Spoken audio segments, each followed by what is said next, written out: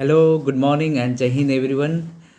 आज स्वागत है आप सभी का मेरे YouTube channel political science for you में। मैं हूं मुन्ना सर और मैं जा रहा हूं पढ़ाने आज आपका सबसे फेवरेट सब्जेक्ट जिसका नाम है सोशल साइंस। सोशल साइंस में एक सब आपका जो चार वैसे तो टॉपिक हैं आपको पढ़ने आपके 80 मार्क्स के पेपर के लिए, लेकिन history, civics, pol and geography and economics में one of the favorite topic is your civics, I think, because civics make you understand the pattern of society and its various implications and the laws made by the government and so many things. तो आज उसी से related एक topic पढ़ते हैं, power sharing. क्या है power sharing? Power sharing से पीछे मैं ये आपको बता दूं कि this is the type of the concept made by the politician, historian, and yes, the people who made the constitution in various country, and not only the country but it was the philosophy which was acknowledged by the historian and sociologist कि power को हम जब तक divide नहीं करेंगे तब तक उसका मिसयूज होना संभव है। इसी कंसेप्ट के साथ कुछ बातें आप जानेंगे कि why power sharing divide required. Power sharing is a type of the technicalities which, as per this slide, share the power different levels. And the level means to say that the level which is framed by the constitution, government, and social implication. In society, there is a stratification. I cannot say the stratification is a division of power, but sometime it can be related to us. So power sharing is a activities a process in which we divide the power into many hands through the process of decentralization. So power means the power sharing is the division of power amongst many institutions and hands. Like the power, अगर federalism में अगर आप जाके देखेंगे next chapter में अगर आप पढ़ेंगे फेडरलिज्म, तो there are two types of the division of power in the terms of the federalism, that is coming together federation and holding together federation, in which way vertical power sharing and the horizontal power sharing. The different level of government who enjoy the specific power and the area where does they execute, that is called power sharing. Power का ऐसे हाथों में division करना, ऐसे institution में, ऐसे संगठन में, जैसे कि सरकारी तंत्र जो हैं वो easily they could enjoy the power. एक व्यक्ति को अगर आप पावर ज़्यादा दे देंगे वो उसका मिसयूज करेगा। उसका एग्जाम्पल आपको इस तरह से समझने को मिलेगा, मेजोरिटेरियनिज्म इन श्रीलंका।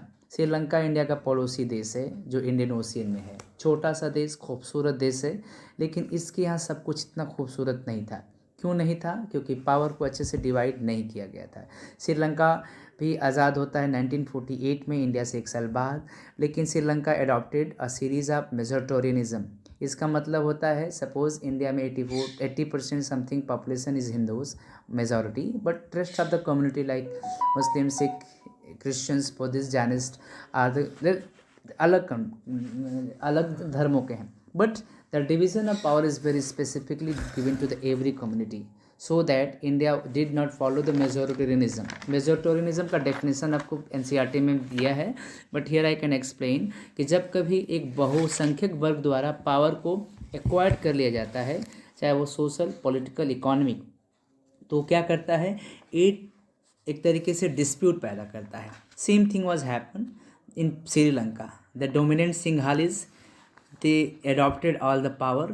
सिंघलीज कम्युनिटी आपने श्रीलंकन टीम में देखा होगा, हालांकि आज तो स्थिति दूसरी है, लेकिन सिंघलीज 74% थे और they acquired more power and finally what they did, they establish their supremacy, their hegemony. Hegemony का मतलब होता है dominance of power in all sphere. And in 1956 this act was passed, the Sinhala recognise as a language, and this means to say that कि वहाँ पे एक dispute, एक टकराव बढ़ता चला गया, क्योंकि एक वर्ग ने अपने पास पावर को एक्वायर्ड कर लिया, हाईजेक कर लिया, स्नैच कर लिया उस कम्युनिटी से जो वहाँ पे बिलोंग करते थे। लेकिन finally it was not good for them, because इसको बोलते हैं जब एक व्यक्ति ज़्यादा पावर या एक समाज ज़्यादा पावर एक्वायर कर लेता है तो वो समाज धीरे धीरे क्लास वॉर की तरफ बढ़ता है। मार्क्स की एक बुक है और उसने इसमें बहुत अच्छे से बताया what is called class war, when gap richer और पुअर के बीच में ज़्यादा बढ़ता है, अमीर और गरीब, श्रमिक वर्ग यानी सर्वहारा वर्ग उन्होंने अपनी किताब में बताया था। उसी तरीके से कुछ ऐसा ही हुआ यहाँ पे। और this act really just abolished the एक तरीके से power of the people who are also required. And इसने वहाँ पे इस्टेब्लिश कर दिया हेजेमनी सिंघलीज़ की। और सिंघलीज़ ने वहाँ के बाकी कम्युनिटीज़ को सोशल लाइफ, पॉलिटिकल लाइफ के ऑल स्फेयर से डिस्कनेक्ट कर दिया। This was resulted in the series of the struggle between community protest, class war, and things become very vulnerable. It gone against because it was not the pattern that they following. Democratic nature में कहीं भी इसको acceptable नहीं माना गया। Sinhalese speaker were preferred both for university position and government job. Meanwhile they started dominating in every sphere. कहाँ होगा भी वही, क्योंकि राजनीति में भी वही थे, प्रशासन में भी वही आ गए, राजनीति के अलावा स्पोर्ट में भी वही नज़र आते थे शुरू में। इस तरीके से बाकी लोगों के अधिकारों को सिंघलियों ने एक तरीके से ख़त्म कर दिया। अभी आपने देखा श्रीलंका पूरी तरीके से आज भी एक तरह से बैंकरप्ट हो गया। उसका जो आउटर ब्लॉक था, जिसको बोलते हैं एक फॉरेन एक्स रिजर्व, वो ख़त्म हो गया। और उसकी वजह से श्रीलंका बदहाल है, तंगहाल है। क्यों हुआ? एक देश जिसकी जीडीपी बहुत आगे थी, क्योंकि पॉलिसीज़ अगर आप इस तरीके से बनाएंगे तो उसका इम्पैक्ट पड़ेगा। खैर, हम यहाँ पे इकोनॉमिक्स नहीं पढ़ा रहे हैं, लेकिन Sinhalese started dominating in the all field. This was resulted in a series of intervention, class war, crime and yes inter जो आप में मेडिटेशन वो स्टार्ट हो गया था, जिसको पढ़ते हैं। इस मेजॉरिटनिज्म का मतलब वही होता है कि बहुसंख्यकवाद, और वो क्या करता है, हावी हो जाता है। नेक्स्ट आपका इसके रीज़न यहाँ पे आ रहे हैं, देख सकते हैं। श्रीलंका का फ्लैग देखते होगे जब क्रिकेट का मैच होता है तो। Dominance of Sinhalese community due to majority एक पॉइंट है। जो एक 1956 में लाया गया था, उसने ऑफिशियली सिंघलीज को डोमिनेट कर दिया बाकी की भाषाओं पे। बाकी के लैंग्वेज कौन थी? तमिल। तमिल में भी कम्युनिटी आपको पाई चार्ट में समझाया है। 74% Sinhalese, Tamil, Indian Tamil, Sri Lankan Tamil and rest में अदर कम्युनिटीज़ आ रहे हैं। इस तरीके से जो प्रिफरेबली जो लैंग्वेज को भी उन लोगों ने डाउन ट्रोडन सोसाइटी से कनेक्ट कर दिया और उसका भी ग्रोथ रोक दिया। अगला था preferential policies favouring Sinhalese in universities position and job. बाकी लोगों को तो कोई चांस ही नहीं मिलता है ग्रो करने का। इस तरह से in all sphere Sinhalese speaking people and Sinhala the community who was magisterial position started dominating and finally they acquired all top position in country। इस तरह से डिस्प्यूट बढ़ना लाजमी था और यही हुआ। इस तरीके से state to protect and foster Buddhism, वही धर्म जो भारत से संघमित्रा और महेंद्र अशोक के पुत्र और पुत्री द्वारा जो लेके जाया गया था श्रीलंका में, उसको उन लोगों ने प्रोटेक्ट करना शुरू कर दिया। तो कहीं ना कहीं रिलीजन को प्रोटेक्ट करना तो अलग बात थी, लेकिन जो एक भेदभाव के साथ चीज़ों को लाया गया, उसने वहाँ पे क्या किया? टकराव पैदा किया। और अब आप समझ रहे होंगे कि ये क्यों होता है, क्योंकि इसके कुछ व्यक्तिगत कारण हैं और उसको बोलते हैं कि पावर शेयरिंग क्यों डिज़राइबल है। डिज़राइबल का मतलब होता है हिंदी में क्यों आवश्यक है। और पहला नंबर होता है कि it reduces the possibility of conflict. Desirability में मतलब अगर आज ही भारत में इक्वलिटी अगर ना होती, आर्टिकल 14 to 18 जो इक्वलिटी को देता है नागरिकों को, तो अगर ये नहीं होता तो क्या होता है आज इंडिया में? सिंपली आप देख सकते हो कि कन्फ्लिक्ट राइज होते और उसके मेन उसके जो चीज़ें आती। दूसरा है it provide stability to the government. Yes, after independence we adopted universal adult franchise. इसका मतलब क्या था? सभी को बराबरी का भी अधिकार दिया गया और जो स्फेयर्स हैं, जो पॉलिटिकल स्फेयर है, उसमें पार्टिसिपेशन के चांसेस मिले। तो power sharing desirable to provide equal status, equal opportunity and the people can enjoy their fundamental right and what fraternity they haven't had. This is the desirability। और moral reason भी इसका क्या कहलाता है? Power sharing is the very spirit of democracy। Yes, people have right to be consulted on how they are to be governed। जनता का कार्य, जनता है कहते हैं कि पब्लिक, जनता जो है सरकार चुनती है, जनता का वोट ईश्वर का अंतिम आदेश है। तो सरकार के पार्टिसिपेशन में पब्लिक का बहुत बड़ा रोल होता है। एक चैप्टर आपका outcomes of democracy, where the government is responsive, legitimate, accountable होना चाहिए।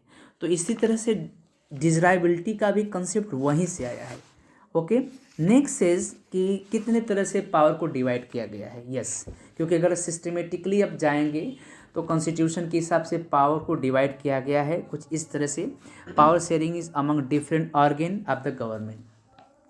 अगर आप देखेंगे एग्जीक्यूटिव, लेजिस्लेचर एंड जुडिशरी, शक्ति पृथक्करण का सिद्धांत, ठीक है, उसको सबसे पहले सेपरेशन ऑफ पावर का थ्योरी दिया था मॉन्टेस्क्यू ने। इसका मतलब यही था कि अगर एक साथ अगर इंस्टीट्यूशंस को हम पावर नहीं देंगे तो एक व्यक्ति को जज, इंजीनियर और उसी को हम एडमिनिस्ट्रेटर नहीं बना सकते।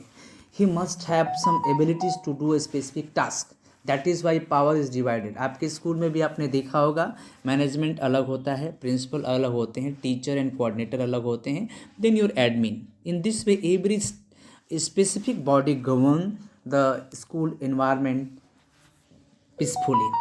Same way, power shared among government at different level, vertical power sharing, horizontal power sharing. Federalism में मैं समझाऊंगा इसको।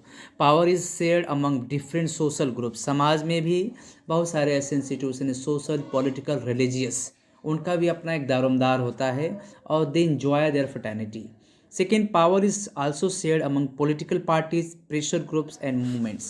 This is called the division of power between various spheres of the government. So, student, power cannot be held by one person, party, anybody. Power must be divided and shared. This can bring accountability, responsive legitimacy, and also this is very good example of the democratic nature of the government. Here, power sharing among organ of the government, I have already discussed. Legislature को इसलिए दिया गया है power, it could make the law, amend the law, construct the law, and also it is also regulates the executive and control it. Second is executive, whatever law made by the legislature, executive. Two types of the executive: political executive and permanent executive. Political means prime minister and cabinet, chief minister and cabinet. Same way, permanent executive means to say that the officials, bureaucracy, who take decision and implement the activities according to the government. And अगला आपका है judiciary. Judiciary is very supreme body and it is only is also having a sphere where they enjoy and they also respect the law made by the legislature and implement and give the decision. This means to say that the every organ cumulatively work, but they are enjoying their different sphere so that they could not interfere in one another work. This means to say that the power given to the every hands to enjoy their fraternity. यही main मकसद होता है power को divide करने का। यहाँ आप देख सकते हैं सेंट्रल गवर्नमेंट, स्टेट गवर्नमेंट, ये हॉरिजॉन्टल पावर शेयरिंग नहीं है, वर्टिकल पावर शेयरिंग है। इसका मतलब कि सीधे केंद्र सरकार को कुछ पावर दिया गया है, कुछ राज्य सरकार को, और लोकल में आप देखते हैं ग्राम पंचायत, म्यूनिसिपालिटीज़ एंड म्यूनिसिपल कॉरपोरेशन। अगला आपका पावर शेयरिंग है, power sharing among different social groups. ये प्रिंसिपल यही है कि समाज में बहुत सारे ऐसे वर्ग होते हैं जो also they have some they do not involve in election process, but they have some power and decision making process so that the principle could be maintained. So power sharing among political parties, pressure group and movement, this was came through the participation during before independence या post independence era. Congress party, Indian National Congress, was just a type of the pressure group, was holding the nature of the Indian you can say that development. तो इस तरीके से social and political development. Two example of power sharing, Belgium और श्रीलंका का यहाँ concept हम जानेंगे। अभी हमने श्रीलंका का आपको बताया, और श्रीलंका की समस्या इतनी बढ़ गई जो आप जानोगे कि it was ended in 2006 and why it was take long time, because it did not share the power cumulatively. Belgium एक देश है यूरोप का, बहुत खूबसूरत देश है, इसका कैपिटल है ब्रसेल्स, और यहाँ पे यूरोपियन यूनियन का हेडक्वार्टर है, आपके बुक में दिया है। इस देश में इस कंट्री को एक तरीके से कहा जाता है, तो पहले तो इसको battlefield of the world Europe बोलते थे, लेकिन because it has series of war, लेकिन जब इस कंट्री ने अपने यहाँ पावर शेयरिंग किया तो सारी चीज़ों को भुला दिया. And really the way they divided it's power, it was become the same example for many countries कि how do many flocks could be come together and enjoy their fraternity. That was the Belgium. So students, ethnic composition of Belgium is very complex in nature. 59% Dutch their speaker, 40% French speaker, 1% German speaker, you can't believe, and 20% Dutch speaking and 80% French speaker. Imagine कर सकते हो through this map, red map and yellow map, and very few margin of the people in the orange, 1% German speaking. You don't believe that such kind of the complex ethnic composition. Ethnicity क्या कहलाती है, दोनों बार पूछता है. Ethnicity का मतलब होता है the country having a very old and traditional pattern of living and that cannot be separated. This means to say that some of the culture cannot be mingled with the Western culture and Eastern culture. They remain their own way. That was a type of the ethnic composition that made very complex in Belgium. और इस तरह के ethnic composition में dispute होना लाजमी था, but how did they manage? It is really example for many. So Belgium accommodated its constitution, 4 बार उन्होंने define किया था. Some of the areas the Dutch French speaking ministers shall be equal in central government. बराबरी में दे दिया अधिकार, चाहे आप किसी भी लैंग्वेज को बोलिए, चाहे डच और French, number of the seats should be equal. Second, many power of the central government have been given to the state government. That was the example of the power division of power at federal government. And Brussels have a separate government in which each party have the equal representative. Very beautifully they managed to giving equal opportunity to every power. And there is a third kind of the government called community government, which is elected by the people belonging to the language community. जैसे हमारे यहाँ ग्राम पंचायत है, इस तरीके से every spheres they just given the division of power, bifurcated the power in many hands. इस accommodation ने बेल्जियम को स्टेबिलिटी की तरफ ले गए और आज तक there is no dispute between Dutch speaking people, either German speaking people who is 1% only, and either in Wallonia region, either in the any region, there is no dispute. This is called power sharing. और यही best way है, best way to just hold the many hands all together. Look at the Sri Lanka, what they did. Sri Lanka का बहुत simple था, लेकिन उसको उन लोगों ने कॉम्प्लेक्स बना दिया. उसको लोग वहाँ के पॉलिटिकल पार्टी, वहाँ के लीडर, वहाँ के लोगों को, उनके ग्रीवांसेस ने क्या किया, सिंघलिस को ही प्रेफरेंसेस दे करके रेडियो सिलोन पे पहले के ज़माने में बहुत अच्छे अच्छे प्रोग्राम आते थे गीतमाला पे, लेकिन finally this Ceylon was not that much beautiful. Even it is very beautiful country, but the kind of the nature they adopted, it was not that much beautiful. So finally it was made its complex nature is this Icelandic country was become the center of this violence. और इस violence ने वहाँ पे बहुत समय तक civil war की स्थिति बना के रखा. तो एथनिक कंपोजिशन ऑफ श्रीलंका आप देख सकते हैं. इसमें आज इस एरिया में देखेंगे श्रीलंका में, इसको मैं थोड़ा और जूम करूं, they will found 74% Sinhalese, they are the Buddhist, 7% both Sinhali and Tamil, and Muslim 1% थे, और Indian Tamil, Hindus, Muslim specially they were the around the good in number. आप देख सकते हैं मैरून कलर में. और तमिल्स टोटल 18% इंक्लूडिंग श्रीलंका, इसमें से हिंदूज एंड मुस्लिम इंक्लूडिंग. तो ये जो पूरा कॉम्बिनेशन है, it could be simply justified but it did not happen, and later it became the matter of conflict, क्योंकि Sinhalese dominated in all sphere. I already discuss. तो इसका आप समझ सकते हैं कि क्या असर हुआ. अगला आपका पॉइंट है सिविल वॉर किसे कहते हैं. सिविल वॉर वह स्थिति होती है जिसमें जब आपस में ही एक स्थिति बन जाती है कि लोग आपस में एक देश के लड़ने लगते हैं कम्युनिटी के बेसिस पे. रवांडा है, बहुत सारे देश है, केंगो है, DRC रिपब्लिक ऑफ कांगो, आपके देखे सीरा लियोन, इन देशों में, इस अफ्रीकन कंट्रीज़ में सिविल वार आज भी जारी है। क्यों? क्योंकि वहाँ के एक वर्ग को अधिकार तो मिले हैं पर दूसरे को नहीं मिले। इसको सिविल वार बोलते हैं, आपस में ही युद्ध का छिड़ जाना। और यही होता है श्रीलंका में। और जब कभी एक संगठन उसमें बन जाता है जो सिविल वार को प्रोटेक्ट करता है, उस तरह से श्रीलंका में भी एक संगठन बना था, उसका नाम था LTTE, प्रभाकरन के नेतृत्व में 1980 के आसपास, लिबरेशन ऑफ तमिल टाइगर इलम। और इसने वहाँ के तमिलों की समस्याओं को, तमिलों के राइट्स को लेकर के प्रोटेस्ट शुरू कर दिया।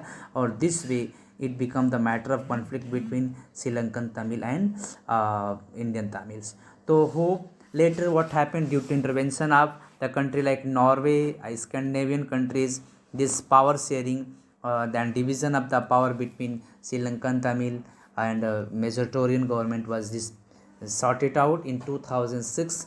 And right now Sri Lanka has chosen the process in which the power is enjoyed by the every authority. Hopefully you understand the concept of power sharing, ethnic composition, ethnicity, majoritarianism, and other example. Thank you and